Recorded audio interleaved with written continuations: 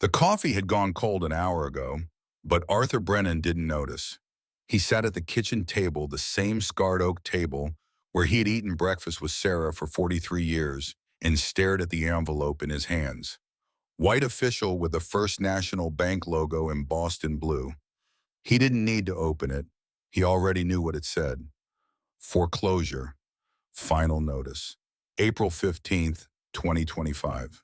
The grandfather clock in the hallway ticked steadily each second, a hammer blow counting down to the end of everything. Outside the kitchen window, December snow fell in lazy spirals across the Montana landscape, covering his fields in white silence. Beautiful and merciless the way winter always was in the high country. Arthur's hands trembled slightly as he set the envelope down. Not from fear at 80 years old, he'd buried fear somewhere in the frozen mud of Korea 70 years ago. No, this was exhaustion, bone-deep weariness that came from fighting a war you knew you'd already lost. His eyes drifted to the wall where Sarah smiled at him from their wedding photo. June 1968. She wore a simple white dress, flowers in her dark hair, and that smile that could light up a room. He'd been 22, fresh back from the war, still lean and strong. They'd bought this farm with his GI Bill money and Sarah's savings from working at the diner. 200 acres of Montana heaven, they'd called it. Now it was just 200 acres of debt. The medical bills sat in a shoebox on the counter. Arthur didn't look at them anymore. He'd memorized every number months ago. Chemotherapy, $45,000 per cycle, 6 cycles. Radiation, $60,000. Hospice care, $30,000. Experimental treatments that didn't work, another $100,000. The numbers blurred together into an impossible mountain of paper and ink that translated to one simple truth: he'd sold everything trying to save her, and she died anyway. The cattle went first, then the equipment, the tractor, the combines, everything except the old Ford truck that barely ran. He'd kept Rosie, the last pig, because selling her would have brought maybe $200, and somehow that felt like surrender. So Rosie lived in the barn and Arthur lived in the house, and together they waited for spring to bring the bulldozers. Arthur stood slowly, his knees protesting, and walked to the window. The snow was picking up fat flakes now instead of lazy spirals. The Weather Service had been chattering about a storm system moving in from Canada, but they had been wrong before. Still, something in the air felt different, colder, heavier. He pulled on his coat, the same Carhartt jacket Sarah had bought him 15 years ago, frayed at the cuffs, but still warm, and headed out to check on Rosie. The wind hit him like a fist the moment he opened the door. Not the lazy December wind he'd expected, but something vicious and alive. The temperature had dropped 20 degrees since morning. The thermometer on the porch read -15 and falling fast. Arthur's breath crystallized instantly. Ice formed in his beard. This wasn't the gentle storm the weatherman had promised. This was a killer. He grabbed the rope tied to the porch post, the lifeline his grandfather had installed back in 1952, and followed it hand over hand toward the barn. The wind screamed in his ears, trying to tear him away, send him tumbling into the white void. Visibility was maybe 3 feet. The barn, only 100 yards away, had vanished completely. His fingers, even through thick gloves, began to go numb. Each breath burned his lungs. The cold wasn't just uncomfortable, it was aggressive, searching for any gap in his clothing, any exposed skin, trying to kill him. He made it to the barn and stumbled inside, gasping. Rosie snorted from her pen, unimpressed by the apocalypse outside. Arthur checked her water-spread fresh hay and was about to head back when he heard it. Engines. At first he thought he was imagining it. What fool would be riding motorcycles in this weather? But the sound grew louder, closer. Multiple engines, all of them struggling, all of them dying. Arthur pushed the barn door open a crack and peered out into the whiteout. Through the swirling snow he saw lights. Headlights weaving, wobbling, coming up his long driveway. One by one they winked out. He heard crashes, metal hitting snow-covered earth, men shouting, cursing, then silence swallowed by the storm's roar. Arthur stood in the doorway, his heart hammering against his ribs. He knew what rode motorcycles in groups like that. He'd seen them at the truck stop in Redemption. leather in patches and hard faces. The Iron Brotherhood, the most feared motorcycle club in 3 states. Outlaws, criminals, dangerous men, and they were dying in his driveway. Every sensible instinct told Arthur to close the barn door, get back to the house, pretend he'd seen nothing. The sheriff would find them in the morning, if they survived until morning, which they wouldn't. Not in minus 30 degrees with 60-mile-per-hour winds. He thought of Sarah. What would she say? He already knew. Sarah had never turned away anyone in need.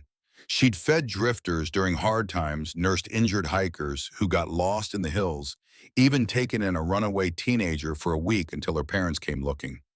We're all God's children, she'd always said. Even the lost ones. Especially the lost ones. Damn it, Sarah Arthur muttered, his breath frosting in the air.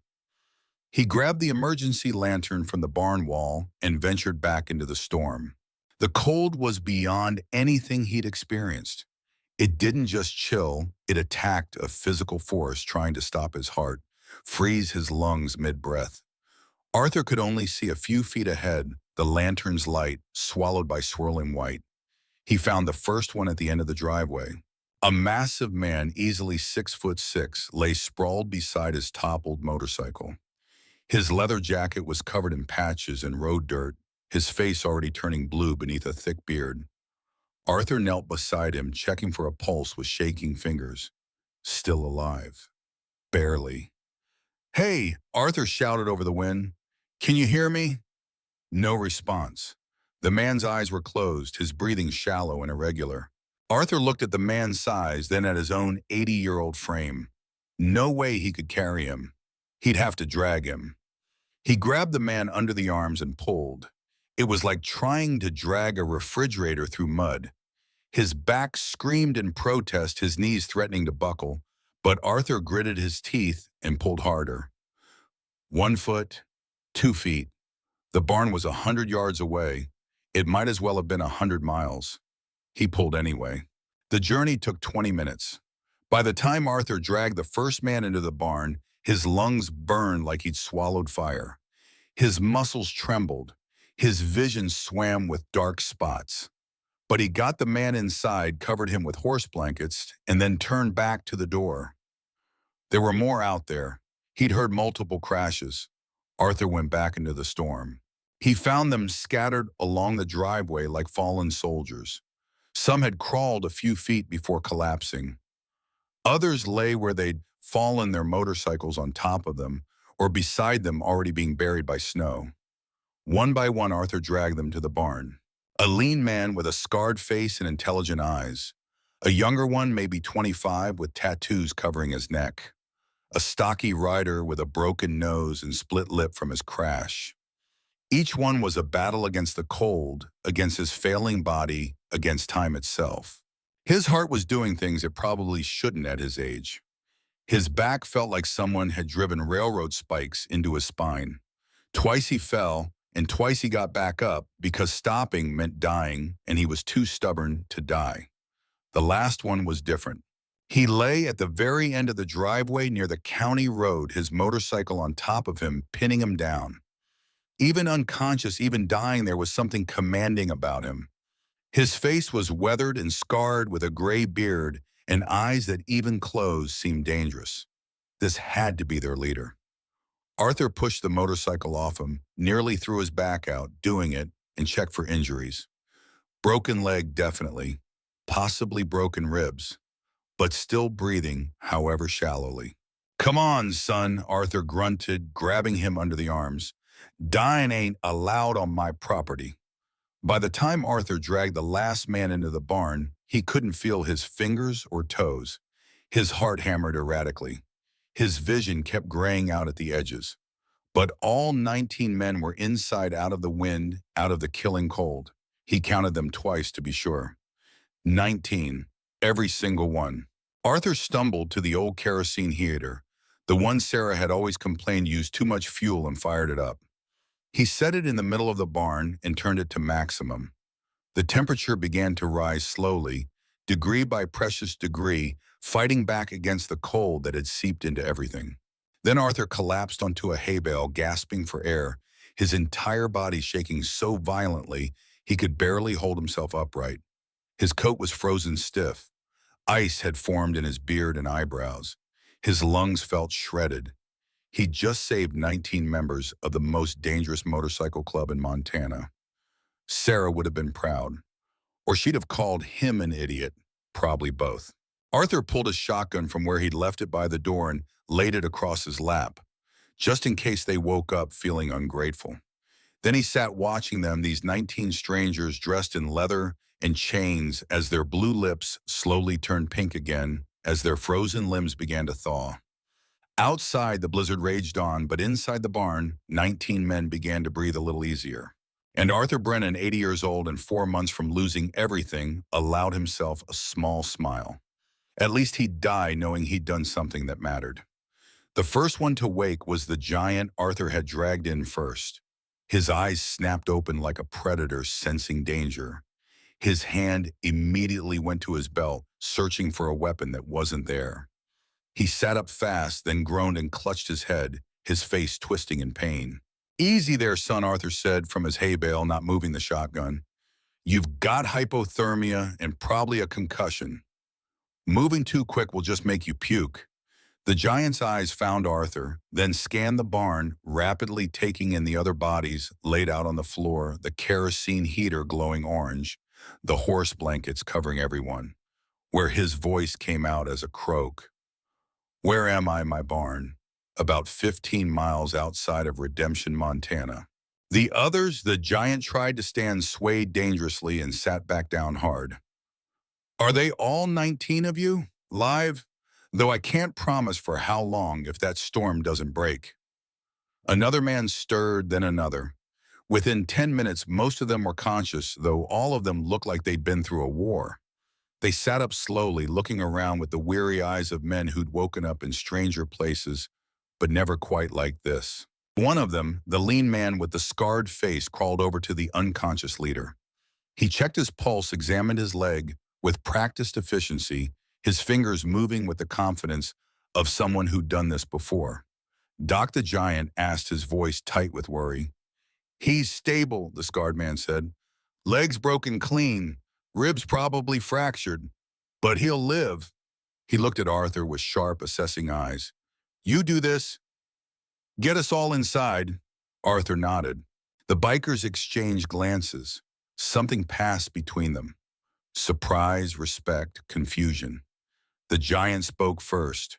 "Old man, do you have any idea who we are? Based on the patches, I'd say you're the Iron Brotherhood.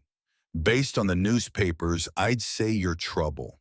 Based on the fact that you were freezing to death in my driveway, I'd say you're human beings who needed help." A younger biker, couldn't have been more than 25, with fresh tattoos still healing on his neck, laughed, though it came out harsh. "You helped us. We could rob you blind. We could kill you." Arthur's expression didn't change. "You could try. But I'm 80 years old, son. I fought in Korea, buried my wife last year, and the bank's taking this farm in the spring. You want to kill me? You'd be doing me a favor. But if you want to rob me, I've got about $40 in the house and a pig named Rosie. Help yourself." The young biker's grin faded. The barn fell silent except for the wind howling outside and the kerosene heater's steady hiss. The scarred man, Doc, studied Arthur with new interest. "Korea, which unit Marines?" "First Division, Chosen Reservoir." Several of the bikers straightened. Even outlaws respected the frozen chosen. "What's your name, old man?" Doc asked quietly. "Arthur Brennan?" "Well, Arthur Brennan, I'm Doc Miller. That big fellow is Garrett Morrison. We call him Tank. And the man with the broken leg," he gestured to the still unconscious leader, "is Cole Davison. We call him Reaper. He's our president. Pleased to meet you even under the circumstances." Doc looked around the barn again, taking in the details. The neatly stacked hay bales, the clean stalls, the old tools hanging on walls. "You got us all in here by yourself." "Wasn't much choice. Couldn't leave you out there." Tank laughed, a deep rumbling sound that seemed to come from his boots. 19 men, some of us weigh over 250, and you dragged us all in, one at a time. Arthur shrugged. Took a while. Old man Tank said, shaking his head slowly, "You're either the bravest or the stupidest person I've ever met. At my age, there's not much difference." The president, Cole Reaper Davidson, groaned and opened his eyes. They were gray, the color of storm clouds, and they fixed on Arthur immediately with an intensity that would have made most men uncomfortable. "Who are you?" His voice was rough, commanding, even in pain. "Arthur Brennan, you're in my barn." "Why?" "Because you were dying in my driveway, and my wife would have haunted me if I'd left you there." Cole tried to sit up, saw his splinted leg, and cursed with creative proficiency. Doc moved to his side quickly. "Easy, Prez. Clean break. You'll heal, but you're not riding for a while. The storm's still raging. We're stuck here until it breaks." Cole looked at Arthur again, his gray eyes calculating, measuring. "You know who we are. I can read patches, and you still helped us. Like I told your boys, you were just cold men in need. I'm just an old man with a barn." Cole studied him for a long moment. The barn was quiet except for the wind and the heater. Then Cole did something Arthur didn't expect. He smiled. It transformed his hard face, made him look almost kind. "Arthur Brennan," Cole said slowly, "we owe you a debt. You don't owe me anything. Just try not to die in my barn." The smell would upset Rosie. "Rosie, my pig." Tank laughed again, louder this time. "I like this old man, Prez." "So do I," Cole said softly, still studying Arthur with those storm cloud eyes. "So do I." The blizzard raged for another 8 hours. The barn became a strange sanctuary filled with the smell of leather motor oil and kerosene heat. The bikers, once they'd warmed up and assessed their injuries, broken bones, frostbite bruises, but nothing fatal, began to relax slightly. Arthur watched them with the detached interest of someone who'd lived long enough to see all types. They were dangerous, yes. Hard men who'd lived hard lives, but they were also surprisingly organized, almost disciplined. They deferred to Cole without question, took care of their injured without complaint. When one of the younger ones started to whine about the cold, Tank shut him down with a single look. Around what Arthur guessed was noon. Hard to tell time in the whiteout, he stood up slowly, his muscles protesting. "I'm going to the house to make food. You boys hungry?" The question was met with immediate enthusiastic agreement. "What have you got?" One of them asked. "Whatever I can carry back." "Storm like this, I'm not making multiple trips." Tank stood up, towering over Arthur by at least a foot. "I'll help. You can barely walk. I can walk better than you can carry food for 20 men. Arthur couldn't argue with that logic. Together they made the rope-guided journey to the house. The storm had intensified, if that was possible. The wind was a physical presence, trying to rip them off their feet, trying to tear them away into the white nothing. But they made it, stumbling into Arthur's kitchen like drowning men reaching shore. The house was cold. The wood stove in the living room couldn't heat the whole place, but it was shelter from the killing wind outside. Tank looked around, slowly taking in the simple furniture, the photographs on the walls, the old-fashioned kitchen with its worn linoleum floors and ancient appliances. His eyes lingered on the wedding photo, Arthur and Sarah, young and hopeful. "You live here alone?" he asked quietly. "Since Sarah passed. Year ago last month. I'm sorry." Arthur nodded, not trusting his voice for a moment. He turned to the pantry and started pulling out jars. Pickles he'd put up 2 summers ago, canned tomatoes from Sarah's last garden, green beans, potatoes from the root cellar, smaller than they should be, but still good. He'd slaughtered a pig in the fall, and Sarah's sister had helped him smoke and preserve the meat. There was ham in the cold pantry, bacon wrapped in butcher paper. "This everything?" Tank asked, his voice carefully neutral. "This is my winter stores. Was planning to make it last until spring, but Arthur shrugged. Plans change." Tank was quiet for a moment, his massive frame filling the small kitchen. "You're giving us your food, your heat, your winter supplies." He paused. "You're losing the farm anyway, aren't you?" Arthur looked at him sharply. "How'd you saw the foreclosure notice on your table?" "First National Bank, April 15th, Tank's voice was gentle. You're already down to nothing and you're still helping us.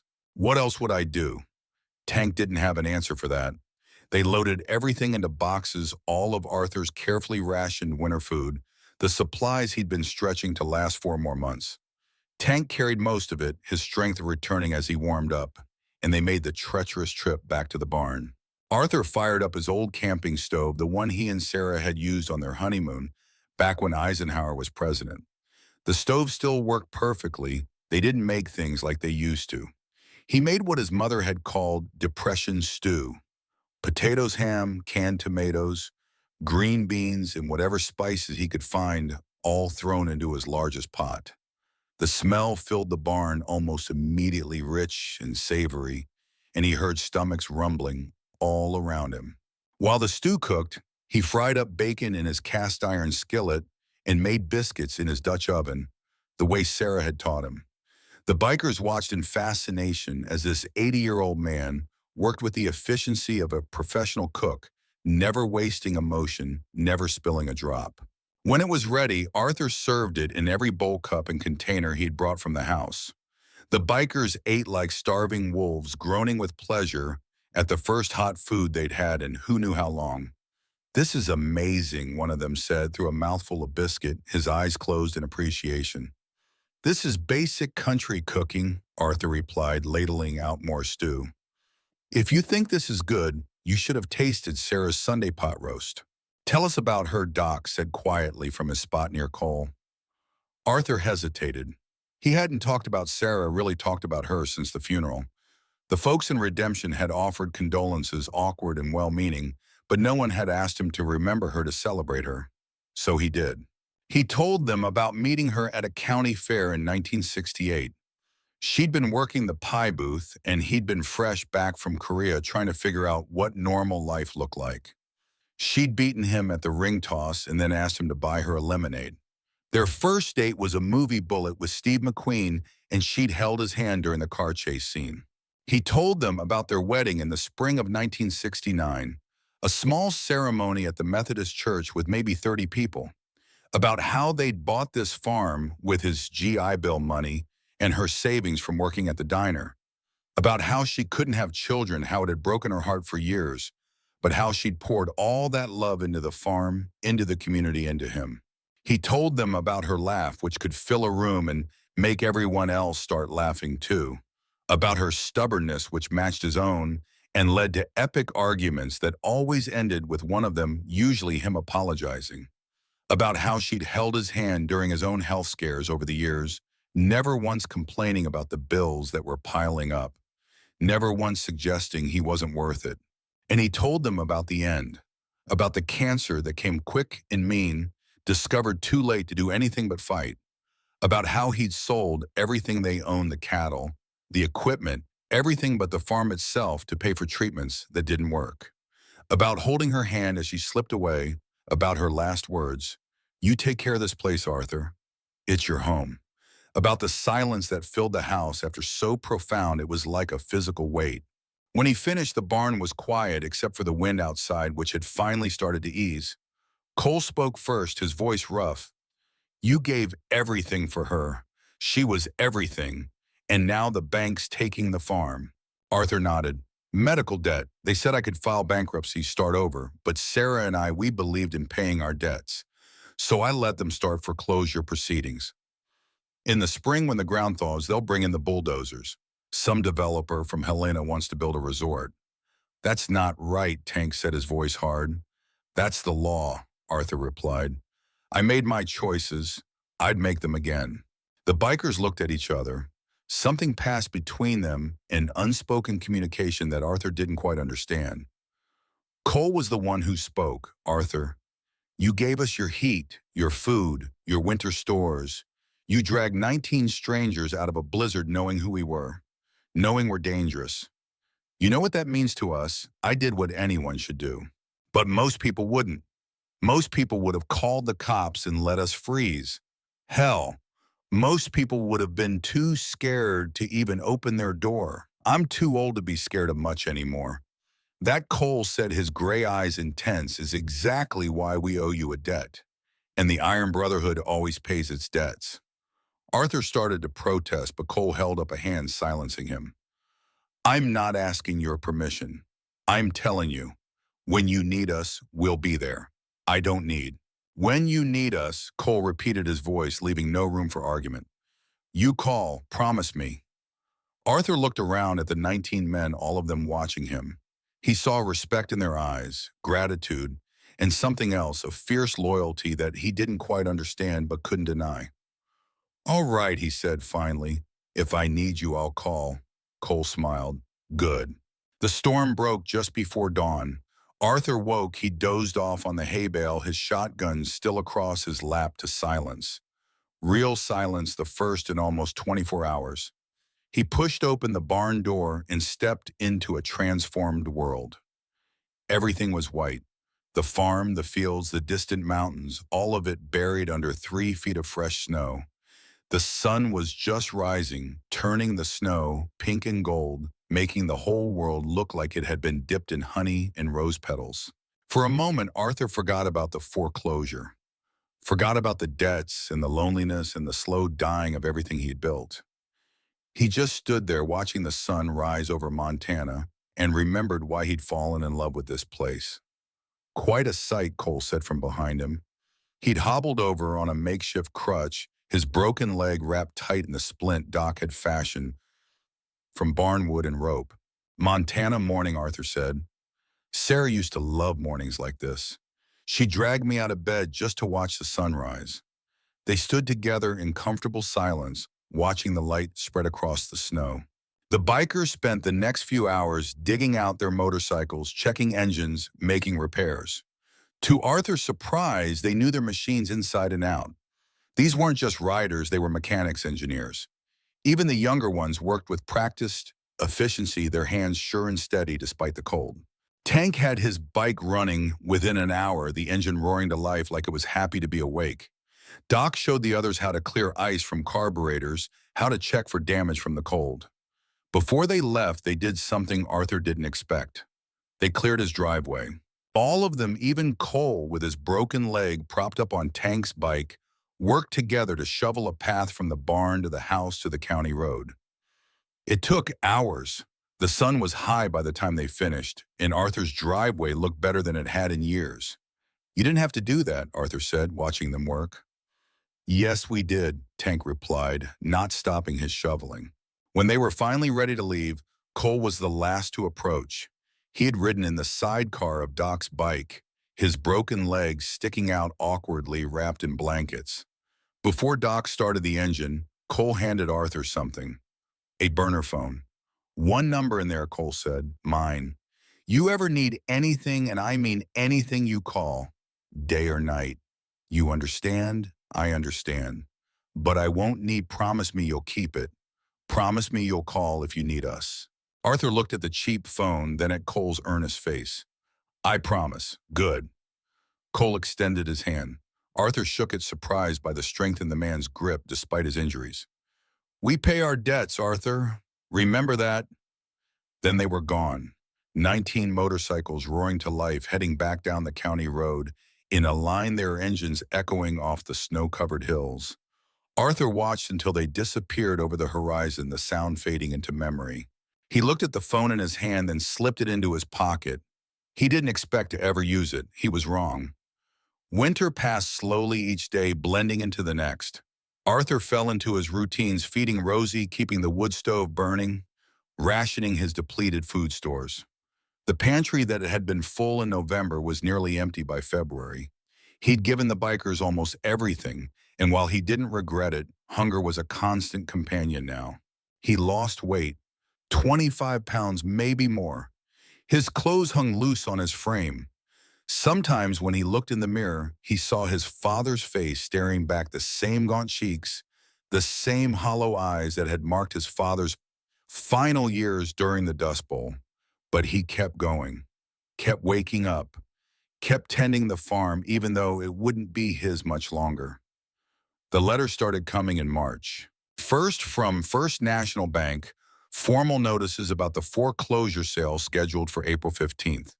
Then from Marcus Caldwell, the developer, Slick, glossy letters on expensive paper offering to buy the farm as is for a pittance, maybe 10 cents on the dollar of what it was worth. Arthur threw those letters in the wood stove. They burned well. Then Caldwell himself showed up. It was a cold Tuesday morning when the black Mercedes S-Class pulled into the driveway. Arthur was on the porch rocking slowly in his chair, watching the last patches of snow melt in the strengthening spring sun. He didn't stand when Marcus Caldwell got out of the car. Caldwell was everything Arthur wasn't. Young, maybe 45. Rich, the suit he wore probably cost more than Arthur had made in a year of farming. Smooth, his shoes were polished to a mirror. Shine, his hair perfectly styled, his smile white and perfect and completely empty. Mr. Brennan Caldwell said, climbing the porch steps without being invited. I'm Marcus Caldwell. I believe you have received my letters. Receive them. Use them to start fires. They burn well. Caldwell's mouth song tightened slightly, the first crack in his polished facade. Mr. Brennan, I'm trying to help you here. This foreclosure is going to happen whether you like it or not. But if you sell to me now, you walk away with something. If you wait for the auction, you get nothing. The bank gets it all. The bank can have it. Don't be foolish. Take my offer. It's more than generous considering the state of this place. Arthur looked at Caldwell, really looked at him. He saw the contempt hiding behind the smile, the calculation in his eyes. This man saw the farm as nothing more than numbers on a spreadsheet, a profit margin to be exploited. He didn't see the history, the love of the life that had been lived here. Get off my porch, Arthur said quietly. Excuse me, I said, get off my porch. This is still my property until April 15th. Until then, you're trespassing. Caldwell's mask slipped for just a moment, showing the anger beneath hot and ugly. You're making a mistake, old man. I'm offering you a way out, a chance to leave with dignity. I have my dignity. It's the one thing you can't buy or foreclose on. Now get out before I get my shotgun. For a long moment, they stared at each other. The old farmer and the developer separated by more than just years. Then Caldwell smiled again, though it didn't reach his eyes. Have it your way. But on April 15th, I'll be back with the sheriff in a bulldozer, and there won't be anything you can do about it. He walked back to his Mercedes, got in, and drove away, leaving deep ruts in Arthur's muddy driveway. Arthur sat on the porch long after he had left, his hands shaking slightly. Not from fear, from rage, from the helplessness of knowing Caldwell was right. On April 15th, it would all be over. That night, he took out the burner phone Cole had given him. He turned it on for the first time since December. The battery was still at 70% good quality despite being cheap. He looked at the single number saved in the contacts. His thumb hovered over the call button. He almost pressed it. Almost. But pride stopped him. These were his problems, his debts, his failures. He'd made his choices. He couldn't ask others to fight his battles, especially not a motorcycle club that had their own troubles. He turned the phone off and put it back in the drawer, but he didn't throw it away. The days marched toward April 15th with inexorable momentum. Arthur prepared himself as best he could. He cleaned the house, not that there was much to clean. He organized his few possessions. He wrote a simple will, leaving everything to the local Methodist church. Not that there was much to leave. On April 14th, he sat on the porch and watched the sunset. Tomorrow would bring the end of everything. The bank, the Sheriff Caldwell with his bulldozers and his empty smile.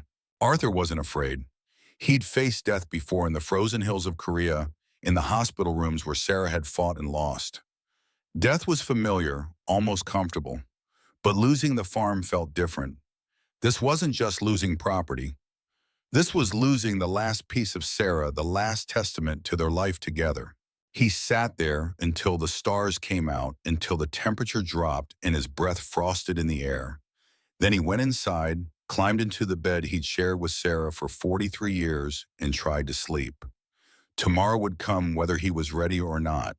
And when it did, Arthur Brennan would face it the way he'd faced everything else in his 80 years, with his back straight and his eyes open, even if it killed him.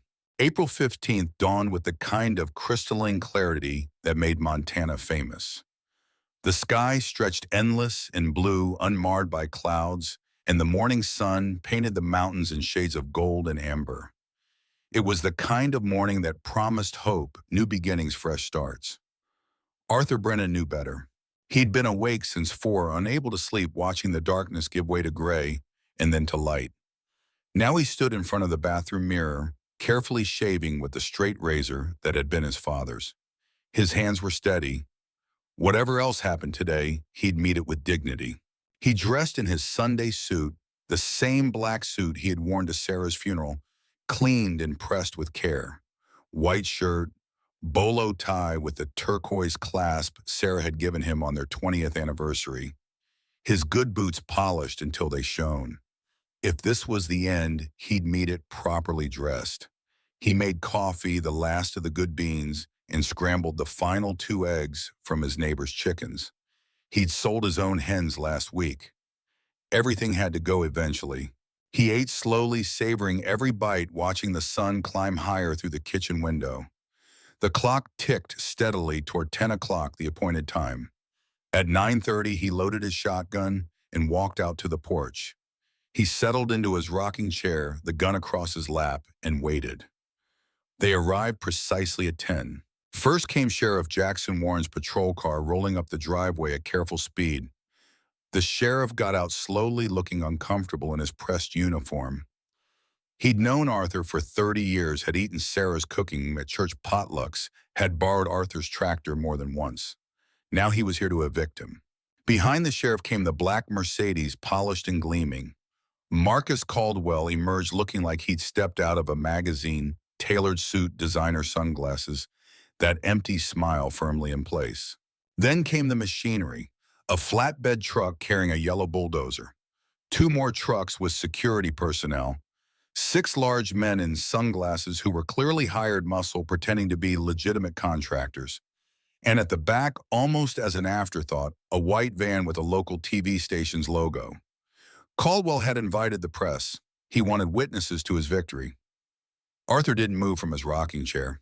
Caldwell climbed in the porch steps first, waving a sheaf of papers like they were a trophy. "Good morning, Mr. Brennan." His voice was loud, pitched for the cameras. "Beautiful day, isn't it?" Arthur said nothing. "I have the final foreclosure order right here." Caldwell held up the papers. Signed by Judge Patricia Morrison herself. As of 8 a.m. this morning, this property belongs to First National Bank, which has sold it to Sterling Development LLC, my company, which means legally speaking, you are now trespassing. "This is my home," Arthur said quietly. "Was your home. Past tense, now it's mine." Caldwell's smile widened. "Sheriff Warren is here to ensure a peaceful transition. So are you going to leave peacefully, or do we have to do this the hard way?" Sheriff Warren stepped forward, his face flushed with embarrassment. "Arthur, I don't want any trouble. You know me. I don't want to arrest you, but the law is the law." "The law," Arthur said, still not moving, "is whatever people like him pay it to be." "That's a serious accusation," Caldwell said, his voice hardening slightly. "Sheriff, I think we've been patient enough. If Mr. Brennan won't leave, voluntarily remove him." Warren's hand moved toward his holster. "Arthur, please don't make me—" "You'll have to shoot me," Arthur said calmly, "because I'm not leaving. I was born in this house. Sarah died in this house. If you want it, you'll have to bury me in it." Caldwell's smile vanished, entirely replaced by something cold and ugly. "You stubborn old fool. You think anyone cares? You think anyone is coming to save you?" He gestured at the empty fields, the quiet morning. "Look around. There's no one here but you. No family, no friends. You're all alone, and you've always been alone. That's why you're losing everything. Because you don't matter. You never mattered."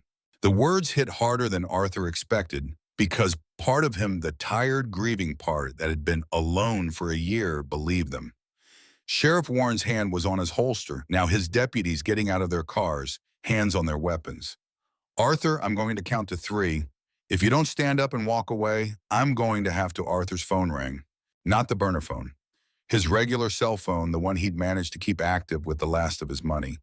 He pulled it from his pocket, saw an unfamiliar number, and answered. Hello, Arthur. Cole Davidson's voice was steady calm, like they were discussing the weather. How you doing? Arthur glanced at Caldwell, at the sheriff, at the bulldozer waiting to tear down his home. Been better. That developer there yet? He's standing on my porch. Good. Tell him we're 3 minutes out. Arthur's heart skipped. Cole, you don't have to. We pay our debts, Arthur. Always have. Always will. 3 minutes. Hold on. The line went dead. Caldwell smirked. Another goodbye call. How touching. Sheriff, I've had enough of this theater. If he won't move, drag him off.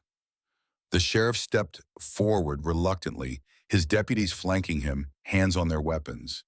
Then the ground started to vibrate. It was subtle at first, easy to miss, but the coffee in the sheriff's cup began to ripple. The windows of the farmhouse rattled slightly. Birds exploded from the trees, flying away in a panic. Sheriff Warren froze.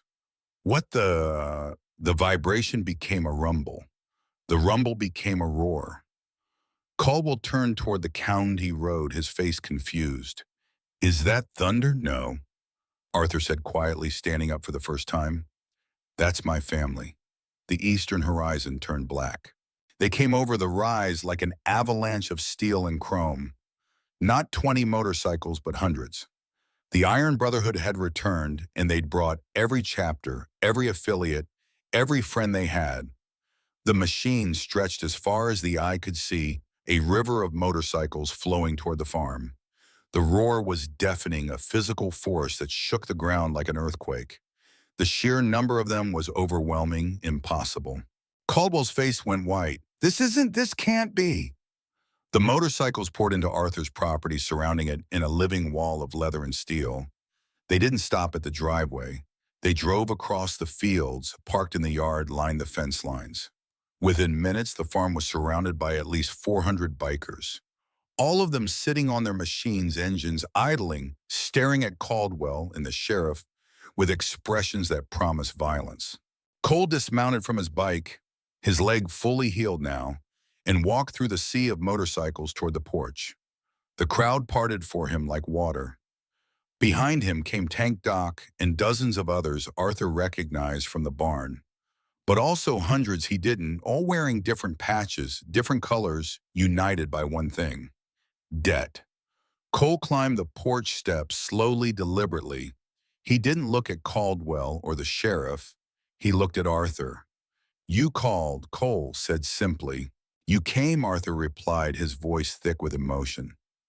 We'll always come. Cole turned to Caldwell.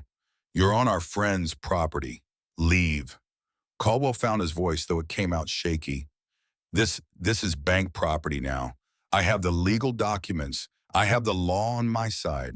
You have 30 seconds, Cole interrupted. Then my brothers start removing you, and we won't be gentle. 400 engines revved in unison, a sound like the end of the world. Sheriff Warren held up his hands. Now let's all just calm down, Miller.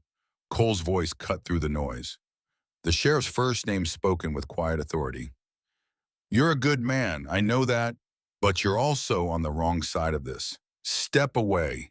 This doesn't concern you anymore. The sheriff looked at Arthur, at the 400 bikers, at Caldwell's pale face. Arthur could see the calculation happening behind his eyes. 30 years of knowing Arthur Brennan, of knowing he was a good man being crushed by an unjust system, versus one developer from Helena with too much money and not enough conscience. Warren made his decision. He took 3 steps back and folded his arms. I'm not seeing any crime being committed here, he said loudly, his voice carrying across the sudden silence. Just some folks having a conversation on private property. Sheriff Caldwell's voice cracked. You can't. You're supposed to. 20 seconds, Cole said. Tank cracked his knuckles. The sound was like gunshots. Caldwell backed up, nearly tripping over his own feet. This isn't over. I have lawyers. I have connections. I'll have you all arrested for 10 seconds. The bikers dismounted. 400 leather-clad men and women started walking toward the porch in perfect synchronization, their boots hitting the ground in a rhythm that sounded like a war drum. Caldwell ran. He practically dove into his Mercedes, screaming at his security guards to get in their trucks. They didn't argue. Within 30 seconds, Caldwell's entire convoy was fleeing down the driveway, the bulldozer operator abandoning his machine in his haste to escape. The bikers didn't chase them. They just watched engines rumbling as Caldwell's black Mercedes disappeared in a cloud of dust. Then Cole turned back to Arthur. Now he said about that foreclosure. Doc stepped forward carrying a duffel bag that looked heavy. He climbed onto the porch and unzipped it. It was full of cash. Stacks and stacks of bills, all neatly banded. $287,000, Doc said. Exact amount of your debt, plus interest, plus legal fees, plus enough extra to cover property taxes for the next 5 years. Arthur stared at the money, unable to process what he was seeing. I can't accept this. You're not accepting it, Cole said firmly. We're paying a debt. You saved 19 lives in a blizzard. This is what 19 lives are worth to us. You don't owe me? Yes, we do. Cole's voice was firm but not unkind. Arthur, in our world, debt is everything. Honor is everything. You gave us warmth when we were freezing food, when we were starving shelter, when we had none. You risked your life, your safety, your dwindling resources for strangers, for outlaws, for men the whole world fears. Tank stepped forward, his massive frame blocking out the sun. You know what the crazy thing is? You're the first person in maybe 20 years who looked at us and saw human beings instead of monsters. You didn't call the cops. You didn't lock your door. You came out into a blizzard and pulled us to safety one at a time. Another biker added, at 80 years old, you dragged Tank's 290-pound behind 100 yards through snow. My own father wouldn't have done that. So this isn't charity, Cole continued. This is payment. This is us honoring a debt. And if you refuse it, you dishonor us. You dishonor what you did for us that night. Arthur's eyes were wet. He looked at the money, then at the 400 faces watching him. He saw respect there. Brotherhood. Family. I don't know what to say, he whispered. Say you'll take it, Cole replied. Say you'll keep the farm. Say you'll let us come visit sometimes. Drink your coffee, maybe help with the harvest. Arthur wiped his eyes, not caring that everyone could see. You want to help with the harvest, Tank grinned. Hell yeah, I grew up on a farm in Nebraska. Been too long since I worked with my hands making something instead of breaking something. I can fix that tractor you've got rusting in the barn, another biker offered. I used to be a carpenter, said a third. That porch could use some work. Arthur looked at them, all these rough men offering to work his land, fix his home, be his family. The family he'd lost when Sarah died. The family he'd thought was gone forever. All right, he said, his voice breaking. All right, I'll take it. Thank you, all of you, thank you. The bikers erupted in cheers, 400 voices raised in triumph. The sound echoed off the mountains loud enough to be heard in Redemption 5 miles away. But they weren't done. 3 days later, Arthur sat in the office of Rebecca Torres, attorney at law, in Billings, Montana. The office was small but professional, the walls lined with law books and framed diplomas. Rebecca herself was 38, sharp-eyed and sharper-tongued, with dark hair pulled back in a severe bun. She'd driven down from Billings after Cole had called her, intrigued by what he'd told her about Caldwell.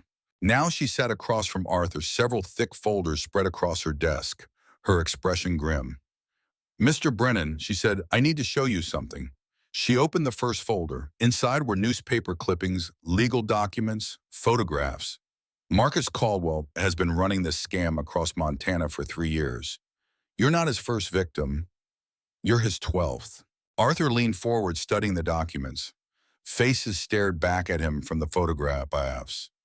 Elderly men and women, all with the same haunted expression he'd seen in his own mirror. James Peterson, 74, lost his ranch outside Great Falls, died of a heart attack 3 months after eviction. Rebecca's finger moved to the next photo. Dorothy and Harold Sinclair, married 60 years, lost their farm near Missoula. Harold died in a car accident 2 weeks before the foreclosure hearing. She continued through the files, each one a small tragedy. Families destroyed, lives ruined.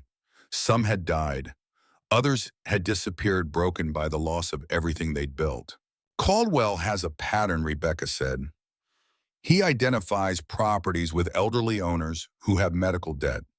He works with corrupt officials at First National Bank to accelerate foreclosure proceedings. If the owners resist, he makes their lives hell. Property damage, anonymous complaints to county inspectors, and if that doesn't work, she pulled out another file.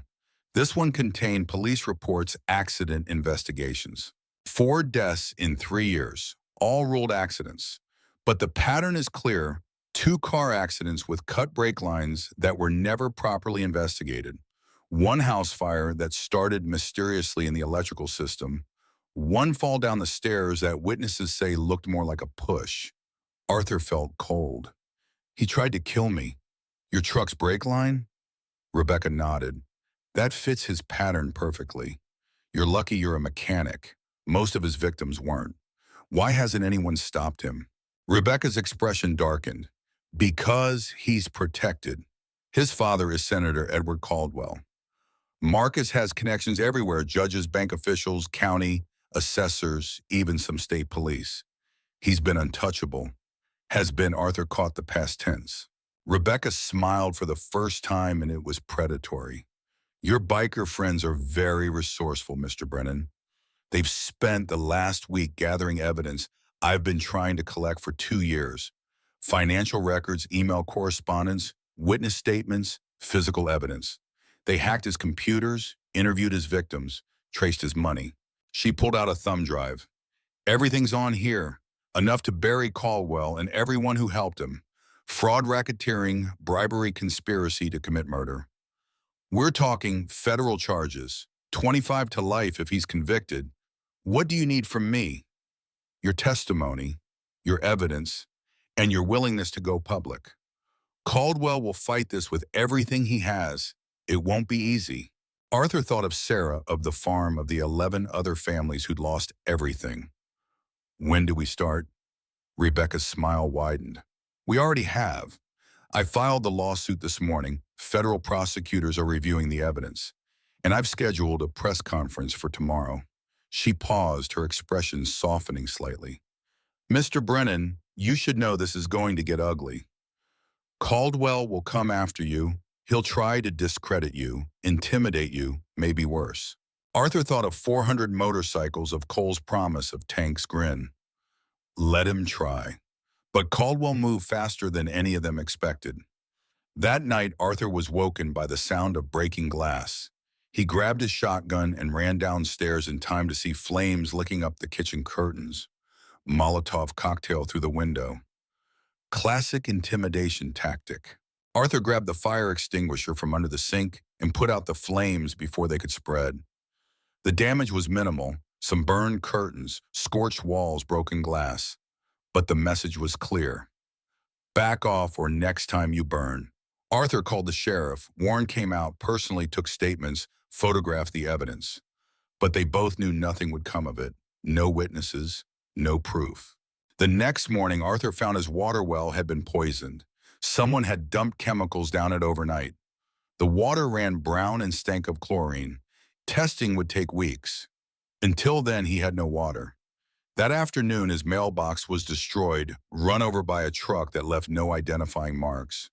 The attacks were petty, irritating, designed to wear him down, to make him scared, to make him withdraw the lawsuit and disappear quietly. They had the opposite effect. Arthur called Cole. It started, he said simply. We know, we've been watching. Tank saw the truck that hit your mailbox. We got plates. Can you trace them? Already did. Registered to a shell company owned by Caldwell's security firm. Cole paused. Arthur, this is going to escalate. He's trying to scare you off. When that doesn't work, he'll get serious. I'm not backing down. Didn't think you would. That's why we're moving in. What? We bought the property next to yours. 15 acres. Closed yesterday. We're building a clubhouse, but until it's done, we're camping on your land. Starting tonight. Caldwell wants to get to you. He'll have to go through us. That evening, Arthur watched as 20 motorcycles rolled into his driveway. The bikers set up tents in his north field, started campfires, established a perimeter. Tank himself moved into Arthur's barn. "Hope you don't mind the company," Pop's Tank said, setting up a cot next to Rosie's pen. "I thought you bought your own land." "We did, but that's for the clubhouse. Right now, you need protection, and we're providing it." Arthur didn't argue. Truth was having them there made him feel safer than he had in months. The next attack came 3 days later. Arthur was in town giving his deposition to Rebecca and the federal prosecutors. Tank and Doc were with him, unofficial bodyguards. The meeting took 4 hours, going through every detail of the foreclosure, the intimidation, the attacks. While they were gone, someone tried to burn the barn. The bikers camping on the property saw the flames start, saw the 2 men in ski masks running from the scene. They chased them down before they could reach their truck. By the time Arthur got home, the fire was out, minimal damage, thanks to quick response, and the 2 arsonists were tied to a fence post, their faces bloody, their truck impounded by Sheriff Warren. Their hired muscle from Billings, Warren told Arthur. "They're not talking, but we found $15,000 in cash in their truck. Payment for the job. Can you trace it to Caldwell?" "Not directly, but it's a start." The would-be arsonists were charged with arson, trespassing, and assault. Their lawyer, paid for by Caldwell, everyone assumed got them out on bail within 24 hours. But the message was sent both ways. Arthur wasn't alone, and attacking him had consequences. Caldwell changed tactics. If he couldn't intimidate Arthur, he'd destroy him legally. A blizzard of lawsuits followed. Caldwell sued for defamation, for harassment, for unlawful assembly. He got friendly judges to issue temporary restraining orders limiting how many bikers could be on Arthur's property.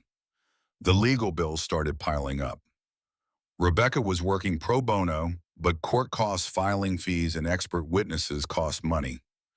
Money Arthur didn't have, even with the farm debt paid. The Iron Brotherhood covered it. Every filing fee, every expert, every cost. Doc kept a running ledger, treating it like club business. "We're invested now, Pops," he said when Arthur protested. "This is bigger than just you. Caldwell has hurt a lot of people. Taking him down is good for everyone." The press conference happened in late April. Rebecca held it on the steps of the federal courthouse in Helena, with Arthur standing beside her, flanked by Doc and Tank. News cameras from every major station in Montana were there.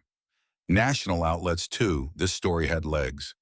Corrupt developer, elderly veteran motorcycle club vigilantes. It was catnip for journalists. Rebecca laid it all out. The evidence, the pattern, the victims. She named names: Caldwell, Judge Morrison, bank officials. She held up the thumb drive. "Everything is here, and copies have been sent to the FBI, the State Attorney General, and the U.S. Attorney's Office. The conspiracy to defraud elderly Montanans ends today." Arthur gave a brief statement. Simple, direct.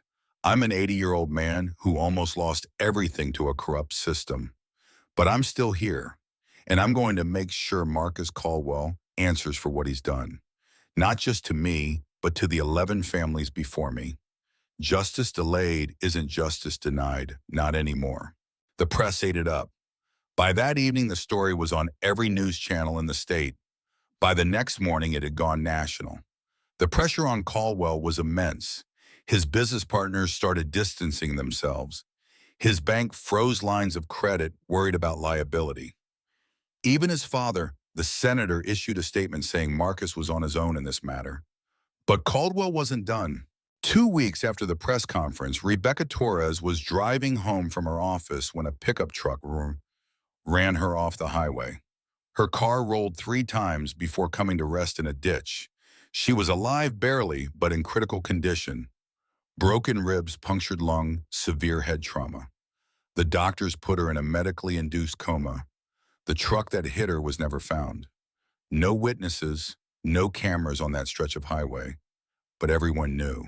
Arthur visited her in the hospital, stood by her bed watching the machines breathe for her. He held her hand. She was unconscious, wouldn't know and made a promise. I'm going to finish this. For you. For all of them. When he left the hospital, Tank was waiting in the parking lot.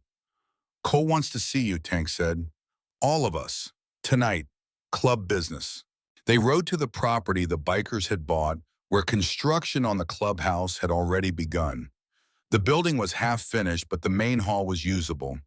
Inside, over 100 bikers had gathered, all the local chapters, representatives from allied clubs across 5 states. Cole stood at the head of the room, his expression grim.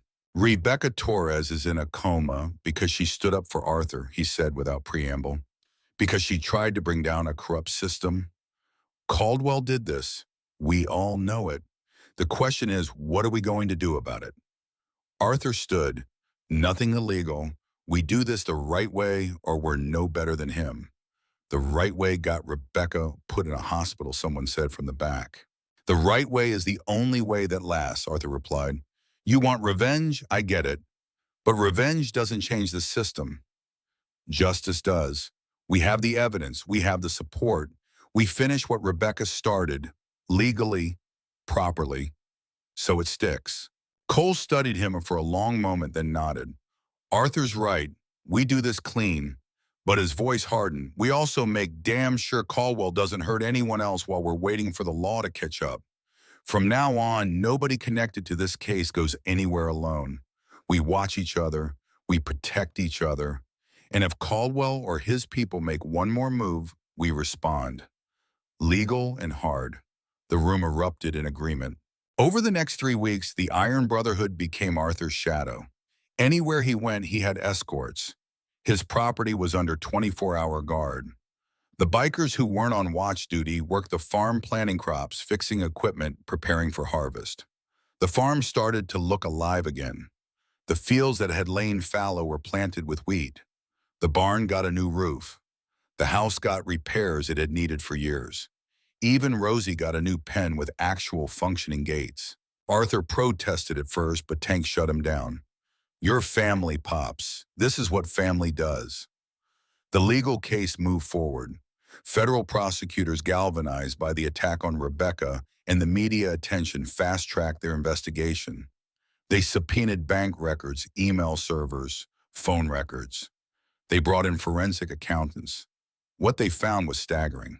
Caldwell hadn't just been running foreclosure scams. He'd been laundering money through his development company. Illegal campaign contributions, bribes to public officials, tax evasion on a massive scale.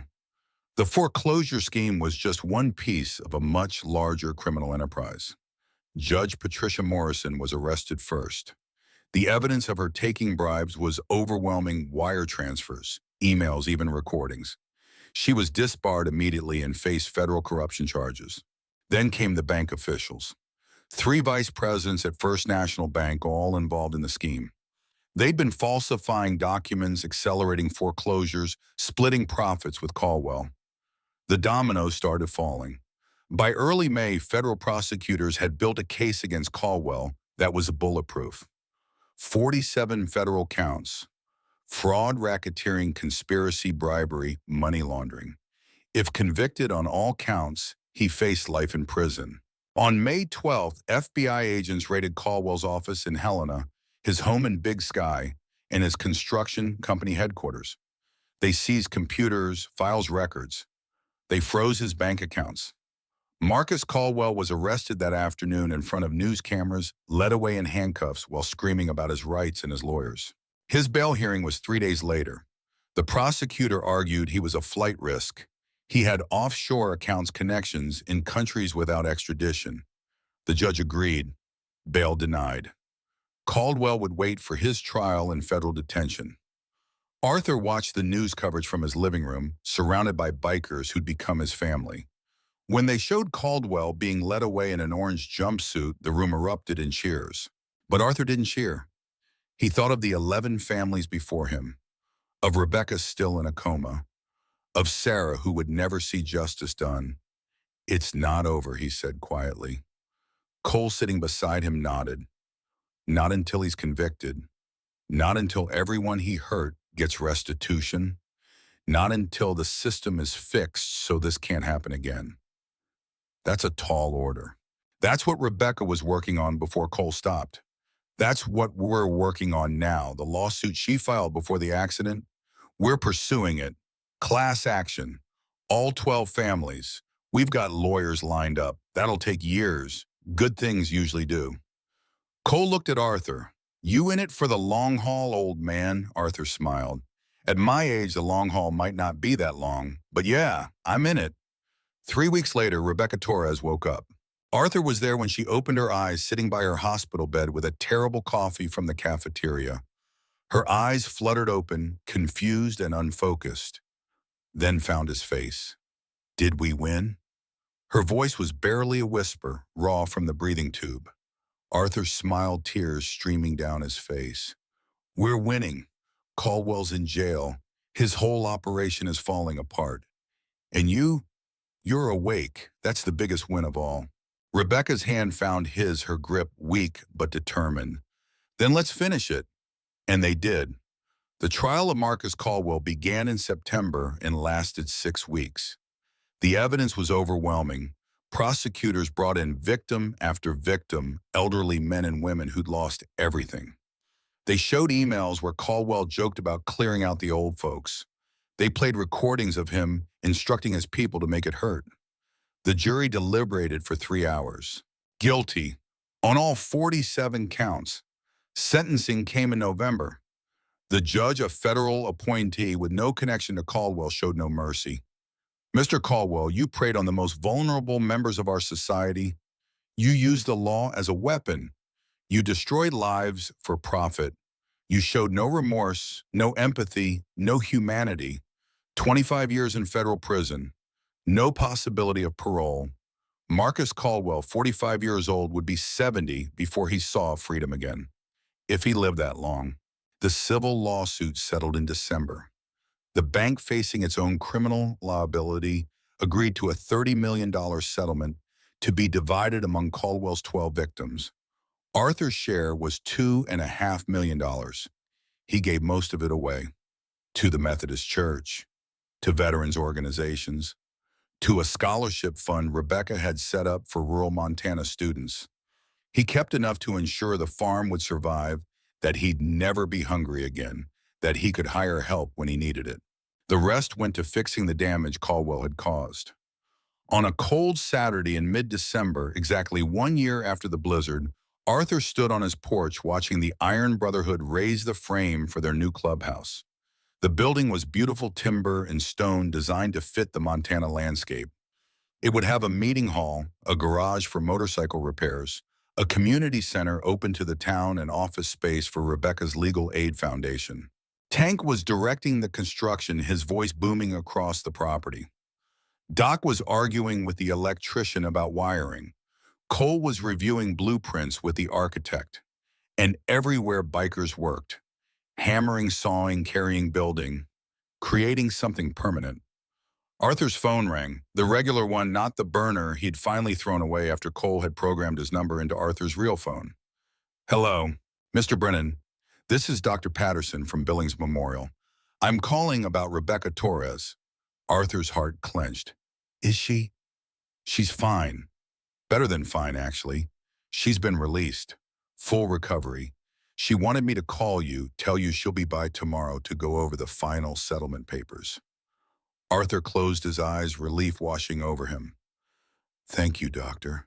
Thank you. He hung up and stood there for a moment watching his farm, his saved farm bustling with activity. The fields would be harvested in the spring. The barn was solid. The house was warm. He wasn't alone anymore. Pop's Tank called from the construction site.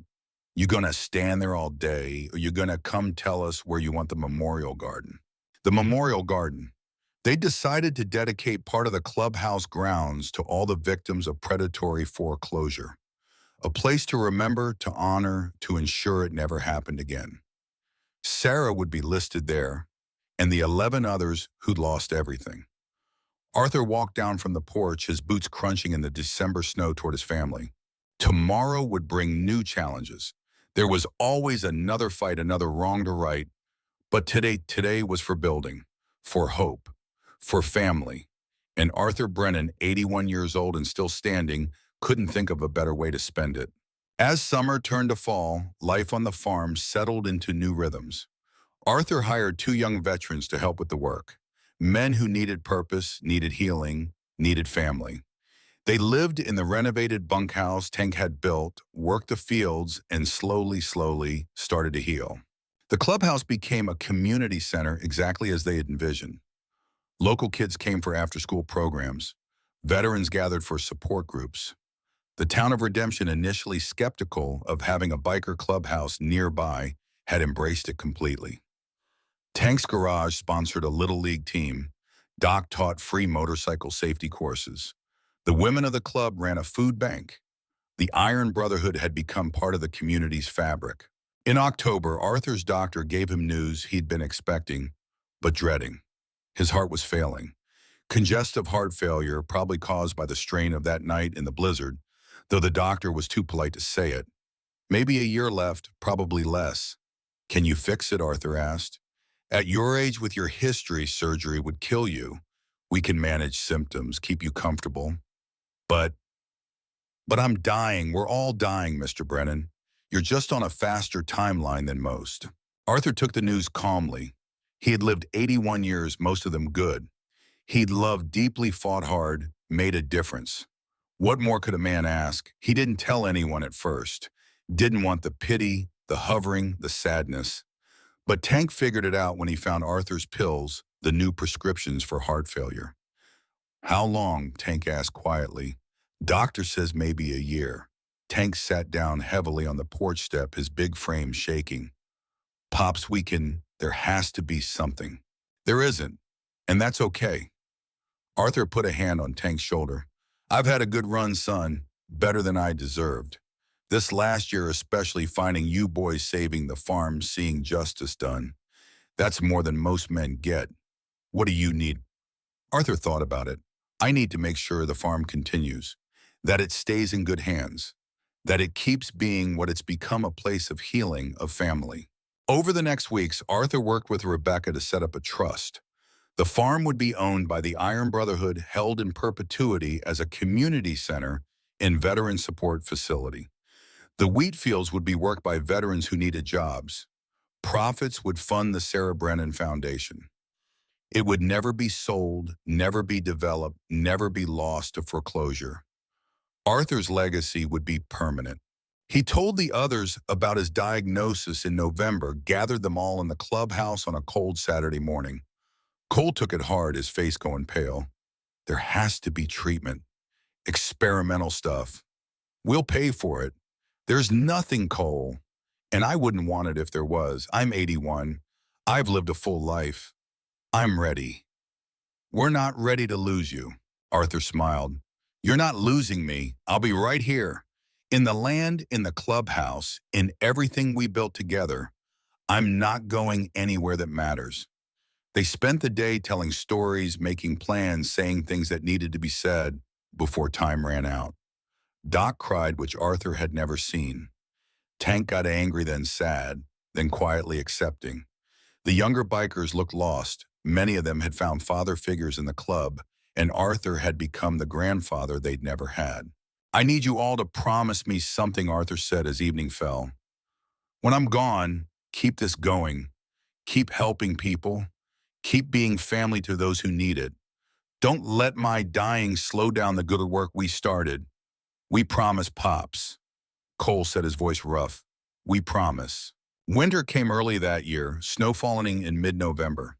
Arthur's health declined steadily, but not dramatically. He had good days and bad days. On good days, he worked the farm, visited the clubhouse, sat on his porch watching the mountains. On bad days, he stayed in bed, his breath labored, his heart struggling. Tank moved into the farmhouse, permanently sleeping in the guest room, making sure Arthur was never alone. Doc checked his vitals daily. The others visited constantly, bringing food stories, presents. On December 12th, exactly 2 years after the blizzard, Arthur woke feeling better than he had in weeks. His mind was clear, his breathing easier. He knew what this meant, the body's last rally before the end, a final gift of clarity. He got dressed, made coffee, and called everyone to the farm. They came quickly, all 19 of the original crew plus dozens more. By noon, the farmhouse was packed with bikers, the porch overflowing, people standing in the yard despite the cold. Arthur sat in his rocking chair wrapped in blankets and talked. He told them about Korea, about the cold that never left your bones, about brothers lost. He told them about meeting Sarah, about building the farm, about 43 years of love. He told them about the foreclosure, the fear, the despair. And he told them about the blizzard. I heard your engines dying in that storm, he said, his voice soft but clear. I knew who you were. Everyone in Redemption knew about the Iron Brotherhood, outlaws, criminals, dangerous men. I should have stayed inside, should have called the sheriff, let nature take its course, but Sarah wouldn't have. Sarah would have helped. So I did. And you know what? It was the best decision I ever made after marrying her. He looked around at the faces watching him, hard men with soft eyes, tough women with tears on their cheeks. You saved me right back. Not just the farm me. You gave me family when I was alone, purpose when I was lost, hope when I was drowning in despair. You made my last years my best years. Cole stepped forward. Pops, you don't have to. Yeah, I do, because I need you to understand. That blizzard that night, it wasn't an accident. It was grace. It was Sarah's last gift to me, sending me a family to love. And I have loved you, all of you. You're my sons, my daughters, my legacy. He pulled out a box from beside his chair. Inside were 19 patches custom made. Each one had the biker's name and one word, family. I want you to wear these, to remember that family isn't always blood. Sometimes it's choice. And I chose you. There wasn't a dry eye in the house. That night, Arthur went to bed feeling peaceful. Tank sat with him reading aloud from a Louis L'Amour Western, Arthur's favorite. Around midnight, Arthur's breathing changed. Tank called Doc, who came immediately. It's time, Doc said quietly. They called the others. Within 20 minutes, the farmhouse was full. All 19 of the original crew surrounded Arthur's bed, holding vigil. Arthur drifted in and out of consciousness. Once he opened his eyes and smiled. Sarah, he whispered. No, Pops, Cole said gently. It's us. We're here, I know. But she's here too. Can you see her? She's smiling. They couldn't see her, but they believed he could. At 2:47 in the morning, Arthur Brennan took his last breath. It was gentle, peaceful, like falling asleep. His face relaxed into a slight smile. Tank checked his pulse, then looked at Doc, who shook his head. He's gone. The room was silent except for the sound of grown men crying. They buried Arthur 3 days later in the memorial garden next to Sarah's name. Over 2,000 people attended, the entire Iron Brotherhood, citizens of Redemption, the 12 families he'd helped save veterans from across Montana. Sheriff Warren gave the eulogy. Arthur Brennan was the best man I ever knew. He didn't just talk about helping people, he did it, even when it cost him everything, especially then. He showed us that one person can make a difference. That goodness still matters. That family is what we make it. Rebecca spoke next. Arthur gave me back my purpose when I'd lost it. He showed me that justice is worth fighting for, even when the fight seems impossible.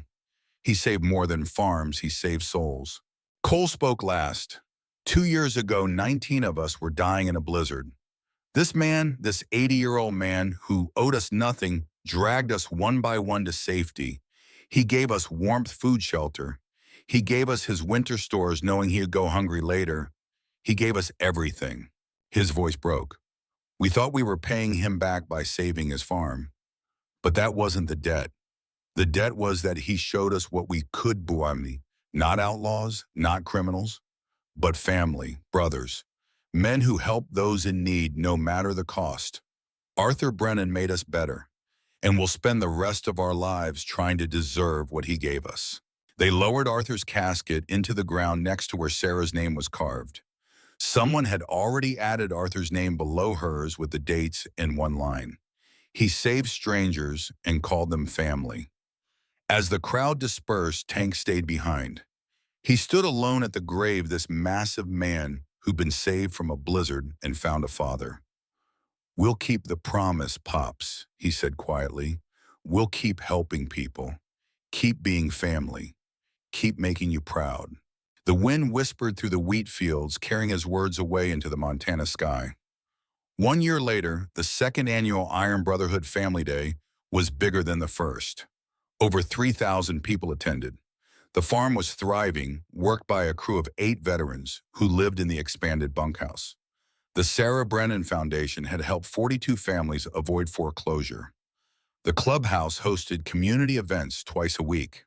Rebecca had expanded her legal practice to 4 cities. She'd won 3 major cases against predatory lenders, setting precedents that made such schemes harder to pull off. Marcus Caldwell's co-conspirators had all been convicted. Judge Morrison was serving 12 years. The bank executives got 15 each.